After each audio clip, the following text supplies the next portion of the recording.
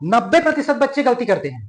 क्या आपका बच्चा भी कंफ्यूज रहता है प्राकृतिक संख्याएं, पूर्ण संख्याएं, पूर्णांक, भाज्य, अभाज्य, सम, विषम, परिमेय, अपरिमेय और रोमन प्रणाली को लेकर के? यदि आपके बच्चे भी कंफ्यूज रहते हैं तो आज मैं यहाँ पूर्ण सॉल्यूशन देने वाला हूं। वीडियो में लास्ट तक के बने रहिएगा। भले ही वीडियो थोड़ा सा लंबा हो, मगर इन सारी चीजों से सारे कंफ्यूजन है वो मैं हटा दूंगा। चलिए हम प्राकृतिक संख्या की ओर चलते हैं। प्राकृतिक संख्या क्या होती है? प्राकृतिक संख्या हम जो गिनती करने में उपयोग करते हैं, समझ आ रहा है? गिनती करने में जो उपयोग करते हैं 1 2 3 4 अनंत तक, ये प्राकृतिक संख्या। कोई कंफ्यूजन? कोई कंफ्यूजन नहीं है ना? ओके, ये प्राकृतिक संख्या, नेचुरल नंबर्स, ठीक है। अब आते हैं पूर्ण संख्या की ओर। ठीक, अब पूर्ण संख्या क्या है? पूर्ण संख्या का मतलब प्राकृतिक संख्या में जीरो को और ऐड कर देते हैं। प्राकृतिक संख्या में जीरो को नहीं लिया गया, ठीक है। तो पूर्ण संख्या में 0 1 2 3 4 से लेकर के अनंत तक, ये पूर्ण संख्या है, ठीक। हाँ, अब इसके बाद देखते हैं पूर्णांक संख्याएं। अब पूर्णांक संख्याएं, इसमें क्या है? संख्याओं में जितनी भी संख्या, जैसे ऋणात्मक संख्या, ठीक, जीरो भी और धनात्मक संख्याएं, जितनी संख्याएं हैं वो सब पूर्ण अंक संख्या है। पूर्ण ऋणात्मक संख्या भी, जीरो भी शामिल है और प्राकृतिक संख्या भी शामिल है। अर्थात मान लेते हैं ये जीरो, ठीक, तो 1 2 3 4 ये अनंत तक, ठीक। और इधर से आए तो -1 -2 -3 ये भी अनंत तक, ये है पूर्णांक संख्या, ठीक। अब आप जरा ध्यान से देखिए क्या समानताएं नजर आ रही है। क्या समानता नजर आ रही है? 1 के बाद 2, 2 के बाद 3, 3 के बाद 4, एक एक एक एक अंक, ठीक है।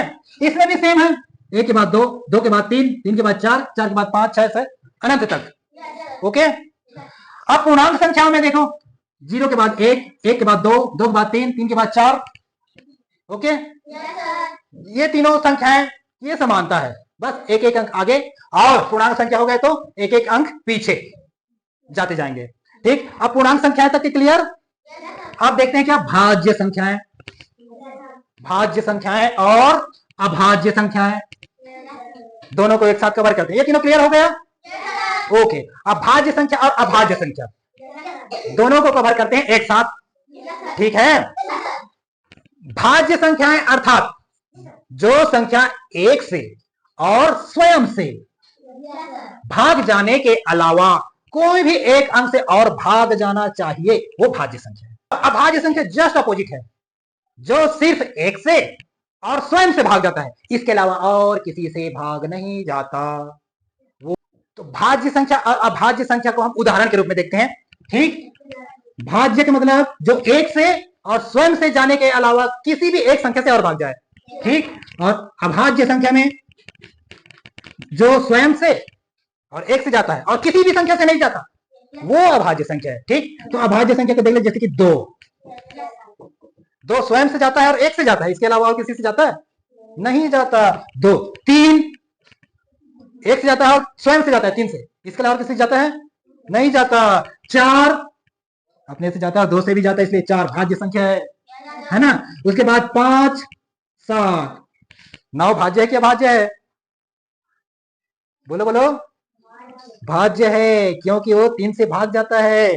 तो 4 6 भाज्य है, 8 भाज्य है, 9 भाज्य है, 10 भाज्य है। समझ आ रहा है? 9 के बाद 10 11 अभाज्य है, 13 अभाज्य है, ओके क्लियर। भाज्य और अभाज्य संख्या, ठीक। तो अब आगे बढ़ते हैं सम संख्या की ओर। सम संख्या को एकदम प्राइमरी लेवल पे देखें, बहुत सिंपल सा फंडा है सम संख्या का, ठीक। क्या फंडा है उसको देखिए।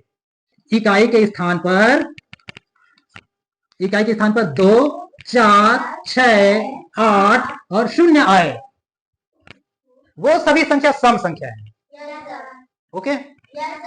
अब इकाई के स्थान पर क्या क्या बच गया अब बोलो?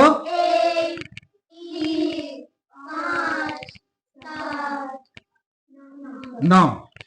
इकाई के स्थान पर 1, 3, 5, 7, 9 आए, वो विषम संख्या है।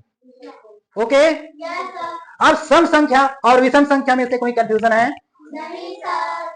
ठीक है, सम संख्या बताओ। 2, 4 ये सम संख्या की विषम संख्या है? सम संख्या है। 2, 5 जोर से बोलो। 3, 2, 1 विषम। 1, 2, 2 सम। ओके, तो इकाई में 2, 4, 6, 8 और 0 आ जाए वो सम संख्या, और इकाई के स्थान पे 1, 3, 5, 7, 9 आ जाए तो विषम संख्या। ओके, क्या? हाँ, परिमेय संख्या, रेशनल नंबर्स। ठीक, परिमेय संख्या। अच्छा, भिन्न तो समझते हो? भिन्न में क्या क्या होता है? अंश बटे हर। भिन्न में क्या होता है? अंश बटे हर। जैसे 3/5। ठीक है, हम देखते हैं परिमेय संख्या। परिमेय संख्या 3/5। ओके, ये क्या है? भिन्न है। ठीक है, हाँ, 3/5 और क्या होगी? जितने भी अंश बटे हर अर्थात P/Q वाली जितनी संख्याएं हैं वो सभी, जितने भी P/Q वाली संख्याएं हैं वो सभी परिमेय संख्याएं होंगी, बशर्ते कि P और Q दोनों पूर्णांक हो। ओके, पूर्णांक का मतलब ऋणात्मक संख्याएं भी और धनात्मक संख्याएं भी।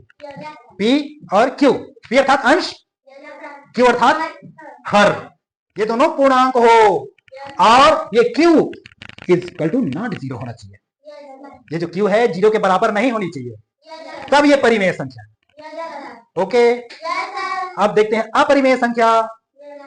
ठीक है, जिन संख्याओं को हम ना परिमेय संख्या के रूप में नहीं लिख सकते, ठीक है, जिन संख्याओं को हम परिमेय P/Q के रूप में नहीं लिख सकते वो अपरिमेय संख्या है।